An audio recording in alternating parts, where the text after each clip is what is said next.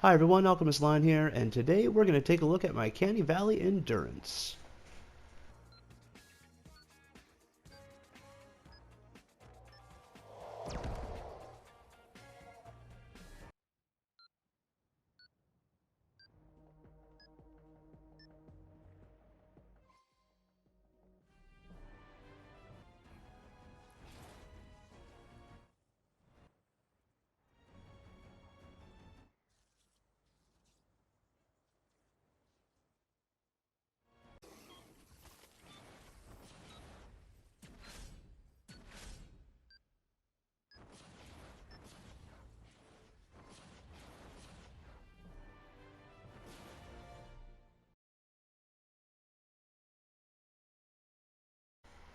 Hi everyone, Alchemist Lion here, and today I'm going to take a look at Homebase here in Canny Valley, and ultimately the goal is to get to all the amps to showcase how I have my Canny Valley set up so that I have just over 1150 structures, almost 1200 structures free, and I can still go all 30 waves AFK.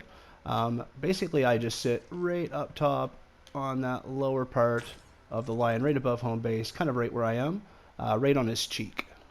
And that's where I stand. And it gets hit on the first wave, and the only time it will get hit after that is potentially on the random waves. So you will get some runs that will only have it hit the one time, where other times you might get it hit a couple times.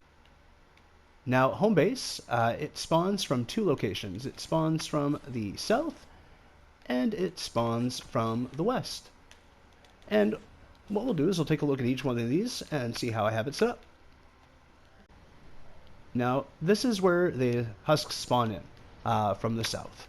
And what I'll do is I'll just show a little video, just of the first few waves is all I'm kind of doing with these. But I want to show, like, without me just kind of hopping around and saying they spawn here and here, I think it works really good just to be able to see it, and also see kind of the beginning works of how these traps actually operate. While you're seeing how I'm building it. Kind of putting everything all in one video if I can. Alright, so here's their spawns. When they spawn in from the south, this is basically where it looks like. This is where they're all kind of spawn in from. And it has the good spread. It even has the kind of the weird one up top here. So you got to watch out if you're trying to build ceilings all the way over spawn. You don't want to mess with that. But yeah, this is how they spawn in, and if you look and notice, they're all kind of walking in towards here and then walking up this way. Like so. So we start our building right here. This is right at the part where it kind of dips down here and starts to elevate here. Right at the cusp, or right in flush line with this little cliff right over here from all the way down here where they spawn. And all I'm doing is I'm putting a wall in line with this, and I'm going all the way across until the one tile space right here where they all walk up. Now I have an edited wall here and an edited floor just to kind of really block off that section and make them walk around. I haven't taken it away, but you might be able to remove it. But yeah, that's just something I have there. And then I have this floor tile right here with floor spikes. And as you walk up, you'll notice there is a dart in behind, and on the ceiling we have it 2 drop traps set up, and then we have 2 electric fields. Then it hits into a gas trap with a sound wall. One of the things I'm noticing is you might even want to make this zap-o-max a sound wall if you're having any troubles with blowing TNT blowing up, because on the later wave I can show that.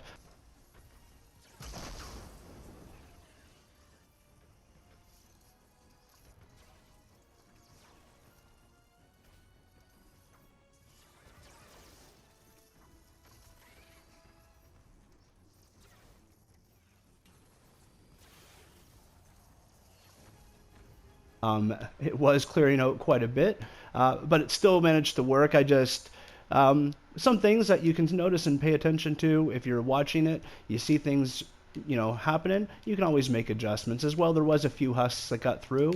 I still have some builds left. So if I wanted to, add a few, I'd put a dart here. You can add another wall with another dynamo here. But I'm really just trying to keep this as minimal as possible, and not over kill it. And this works for most waves. It was a late random wave that hit here, where this normally doesn't get hit too much that late into the game. And as I said, it still worked, but for people who really like that 80% or don't want to see too much damage, there's a lot more you can do here to really beef this up. You can even have a dart right here at the end, shooting down to clear out husks. So there's lots of add-ons that you can do to this to make it better if you're running into any troubles. But this is how I have mine set up, and it's working quite nicely for me. Once you get to this wall here, everything's open. I don't have anything else, like I don't have any other block off down here or anything like that. Instead, all I do is I have some floors set up here. I don't put one on top of this, it's just a waste. And I basically just go, it's 4 across and then 4 up. And then on the bottom or the back row, I put cones, and that is just because if we open up here, this is where that ridgy area kind of builds up. This side. And they can walk right up there. So by having this here, it counts kind of as block off without it being full on walls and barricades. You can get away with just this little bit, because ultimately, by putting 3 builds down, you're kind of setting up block off where they'll move around a tile. They don't normally want to walk up here. Most of the husks all want a path here. So the few that would go up that way, the 3 tiles standing in their path is all that's needed to divert every single husk around up this normal pathway that they want to go. And then I have this tile right here just because it's a corner piece, and right here they could walk up this way. So I have another floor and cone right here, serving as block off on that side just in case a husky thought this way was appealing as well. And then as they're coming up this ridge, you'll see I have darts set up kind of right along that pillar cliff right here, and 1 oak. And that's just hitting anything that's walking up here. And then I have a dynamo here, which again, you could put a sound wall. Then another dynamo dart combo with a sound wall with a hole edited in here. And then a dart shooting through that. And then I don't have any floor traps on the ramps just in case it's causing any issues. I want to just avoid that. And then after that gas trap, we have 3 rows of zappers, and I've extended it out because they will sometimes walk and try to divert around. So I have another row right there. And then I have a 3rd dart kind of tucked in behind here, behind another dynamo. And like I said, you can add more darts and stuff if you're seeing things do get up here and it's not to your liking. But that's really all I have set up. And then I have my anti-air traps that I use. So I have one right here, kind of right on this side, and that's basically just to deter anything from standing here and throwing. Then I have 2 right here at the entrance, kind of right above where that wall is, sitting right there. And that is the whole setup. No lobber shield required, no nothing of that. As long as you have the rolls of the anti-air, that's really the main one that's pretty roll dependent. I mean, I would say most of the rolls are pretty specific just because I have it set up. The only thing I'd say is the zap-o-maxes and darts could be probably switched up a bit. And if you have later in scene electric fields, you could probably do a more damage thing more than the durability ones that I use. But otherwise, everything's kind of flexible. And yeah, that would be from the south. So the anti-air trap that I use, it's a double range, double damage, durability, heals builds attached. I have mine 144, and that's for twine. You don't need that here. If you wanted to, you can go double range, double reload as well. The damage isn't as vital in Canny. I find this is the most effective anti-air trap for me, and the reloads only really have an effect if there's multiple projectiles happening, and you only need so many because they won't shoot simultaneously.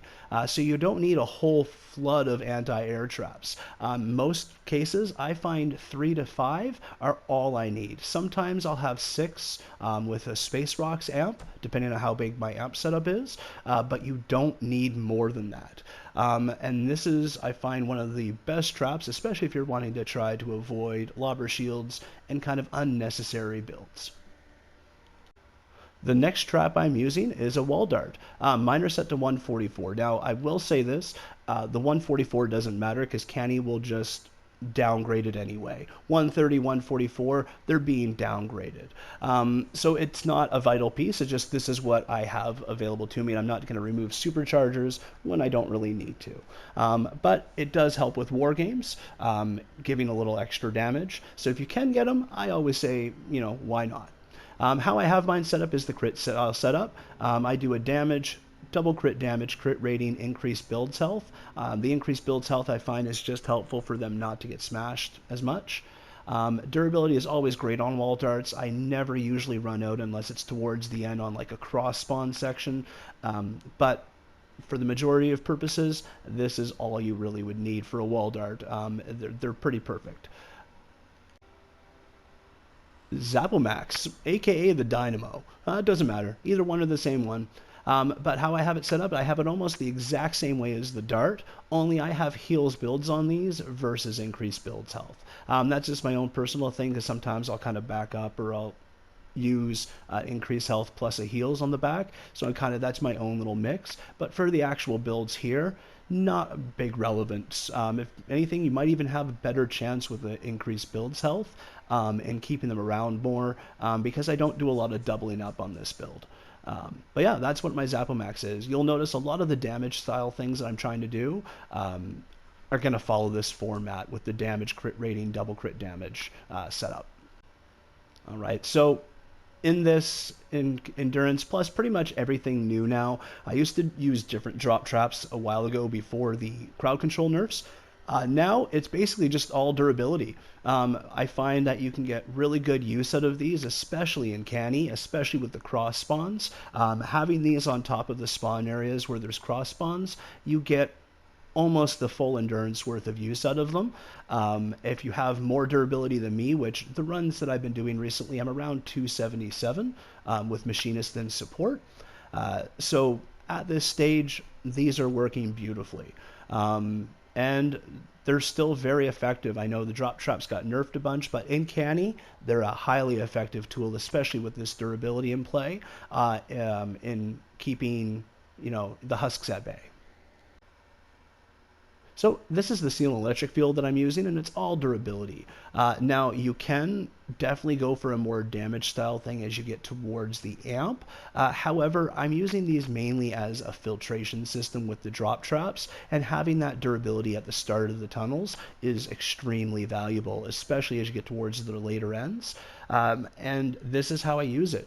You could definitely switch to a damage style, as I mentioned, going closer to the amp, but I found I haven't needed to. That would be more of like a twine necessity versus Canny. You can get away with a lot in Canny. This is my gas trap. You're going to notice it's a damage trap. So what does it have? Damage, crit rating, double crit damage. It's the same. It's really the best way to perk a trap if you're intending it to kill something. I'm not worried about their durability. The durability is very good on these for where I have them in the tunneling. If you're going to use them more at the beginning side, you'll probably notice you want a little more durability. However, that's not what I'm looking for when I'm using them at this state. So I'm looking for pure damage. So I'm already filtering them with the drop traps and the Seal Electric fields. And now when they're getting to this point in my tunnels, I want to try to eradicate them. And that's why I have this set up this way.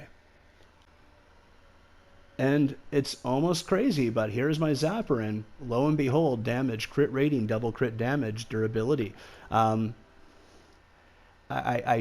don't need to really explain it. It's the best way to get damage. Your critical hit will range between like the 33 here and almost 40. I think it's 38.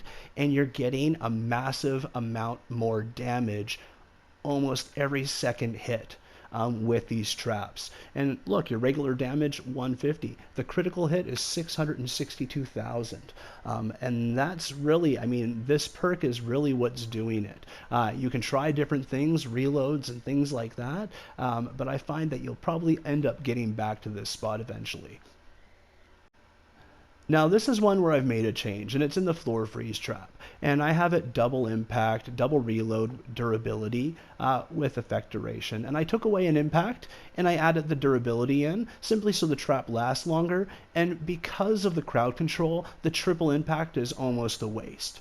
You get a very similar effect with the two, and the extra durability is beneficial. So this one I've changed recently, and this is what I'm running now for my floor freeze traps. This is the sound wall I'm using. It's the all durability green reload. It's the one that we use for jails. I love the effect duration, and I would probably swap that out in all honesty. I'm finding that I notice there is some propane in the later things going off, and I think that might have something to do with it, but they're working still for me. Once I get to twine, I kind of alternate them. I use this style setup too. You'll notice this is basically the exact same thing. I just have legendary perk reload, just to give the alternated reload times. Ultimately, you'd have a few different ones if you're trying to do a string and you want them all to go off at different times.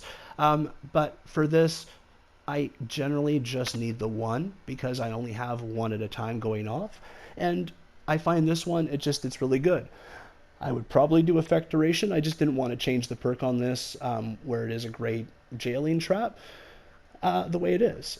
So I've just left it this way, and it's still working very well. But like I said, there's lots of ways to improve what I'm doing. I'm just trying to show how easy and how little that you really need to get it done. And then if you expand on it, it's just a lot easier than I'm already making it. And then there's my wall launcher. The wall launcher I'm using is double impact reload durability and wheels building attached. Wall launchers are fairly new to how I'm building. It's just I found in Canny they really make a difference if your build will survive or not, and it's very true in a few different places. I blame Mitch, but it's not full recycling that I'm using. I'm still doing damage. I'm using these to kind of exponentiate the damage, but still keeping them in that single pathing that I really like to do. And lastly, we have the wooden floor spikes, and by golly, same perks. Damage, crit rating, double crit damage, and heals builds attached. I like the heals builds attached because if something does go off and it doesn't break the trap, it's going to let that heal, because the floors really work with the ceilings well to hold things in place, and then the darts are there just to kind of add that like kill factor to things. I'm really just trying to maximize the best traps to use them the best way possible in a very open format to kill the husks. And yeah, this crit style setup, I mean, if you haven't played with it, it makes it the best. I mean, 40% of the time, basically, I'm hitting them for 24,000 damage. Now, you can compare that because I have both. I have a damage one. I'm only getting 9,000 with an all damage floor spike. And I mean, that's pretty crazy difference. Like 9,000, and you're getting 24,000 here. Half the time. So I'll take the 6,000 on the regular, and then every other turn basically getting 24,000 damage. So basically this perk is what's making my endurance run so smoothly, is almost every trap that isn't up at the front that's all durability is this crit style damage thing to kill all the big stuff getting through as fast as possible. Alright, now we're looking at the west spawn. And so what I'll do is I'll just kind of start here and kind of show what it looks like from the Husks perspective when they spawn in. But I'll take a look at a video now showing how they spawn from this direction. Here we have the west spawns. So as they come in, they're kind of all cupped into this little like cubby section here. In this flat area. One of the things though, I do occasionally I see some spawns up here, so you don't want to be putting anything where they can lock up and then walk over. But as you see, everything is just being pushed over to this side, and they're walking up to the amp from the south walk area. And because everything is blocked off, they won't walk that way. If they do try, there is those dynamos that are across on that far end, as well as there to really kill them. And if anything tries the throw, we have these anti-airs in play that kind of act as our, invisible lobber shield. They just won't hit jumpy husks, and that's why we AFK. But yes, that is how this is all set up, and they all just path up here, up through this tunnel system. Okay, so they kind of spawn from down over here all the way up and across over here, and we have this north side all blocked off here, and we're basically just pathing them all to the south. So in order to do that, I do have a bit more extra block off over here, just because they will want to try to walk up this area. This ridgy path, they generally won't try to walk up, but in case a stray one does happen to go this way, I have a dynamo right here, zap-o-max, but it's just a basic block off. We have one row kind of where this little middle island hub popping out here is from the north. We have your, wall, cone, wall, and then we blocked this ramp up here. And it's basically just walls and cones. So wherever you see a cone, we're just angling it up and kind of pointing it in the southwest direction.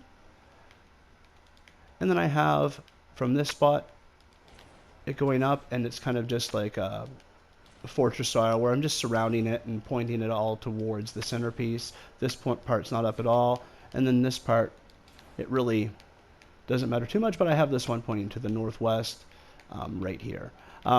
This block off was basically a part of Mitch's old build. Because I play with him, he was in here playing around a lot, so a lot of these builds will have kind of Mitch vibes to them, or I'm using his block off, or I might be using his pathways, but I'll kind of point those out. But this is block off that I basically took from Mitch. But I have added zap-o-maxes here instead of the dynamos I think that he used, but they're the same thing, just in case Husks do want to come this way. I find no Husks really do, but they're more just insurance, especially if you're moving around on your AFK spot, or you're just kind of messing about. They're a good kind of backup to have. One of the major changes I've done is I don't use lobber shields. So these anti-airs here are kind of taking place of the massive lobber shield that he would have used to use on this. And that's what these are here. So I have these two on each corner of that. And then I have a third one up here just as in case. I just don't want to take any chances. This was all kind of new for me to be playing with, but since I've been getting pretty good at it. But this works really well with the perks that I use, and making sure nothing gets thrown. So here we have this pathing, and again, this pathing is going to look very similar to Mitch's west build here. It just, a little bit modified or refined to the trapping that I use, because my main thing is I want to try to use basically just one roll for everything. So it's 11 traps in total, and there's no different perks or anything. If you see a drop trap, it's the same drop trap that I use in almost every one of my endurances. Electric field, same electric field in almost every one of my endurances. And I just try to make it really simple for myself. So yeah, we have basically a 2-row system until we get into the tunnel. So we have 2 rows of drop traps, like a 2x2, so 4 drop traps in total, 4 electric fields in total, and then we get into the tunnel system. So we have the floor block off with a cone on top, and basically just surrounded by walls. And I have that floor here also surrounded by walls at the very top piece, but I don't have a cone in there. I found I haven't needed that. And then on this side, we'll have a box kind of right in line with this ramp going up. And in that box, again, I don't have any floors or anything. All I'm using is this for the darts and the block off piece. And then once you get up here, so I have a speaker here and dynamo there with a gas trap on top. And then inside where that speaker is, there's nothing on this wall, but there will be on this wall. And that's going to be shooting through the dynamo there, the zap-o-max. And then right across from that, where the speaker is, we have another dart shooting.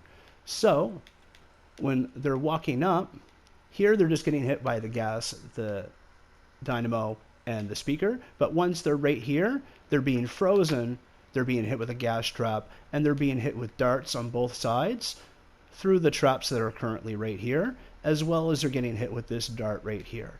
And then once they get past this freeze trap, they'll hit these spikes, and it's basically just spikes and zappers. And then again, if you wanted to boost it up, say you're finding that things are getting through, you can put another dynamo here with another dart right here. Technically, you could put a dynamo right there. You could put another dart right here even. And you could really boost it up to give yourself a bit better chance at the end. But to be honest, I have not needed anything else on this direction. The The later waves, you'll notice these walls will get broken, but the whole thing won't come down. It's basically just, you know, it will start getting trashed towards the end. So if you wanted that extra insurance, you can just add a few extra pieces to make that work. I was just really trying to go with that underbuild, so I can make it look cool and still work.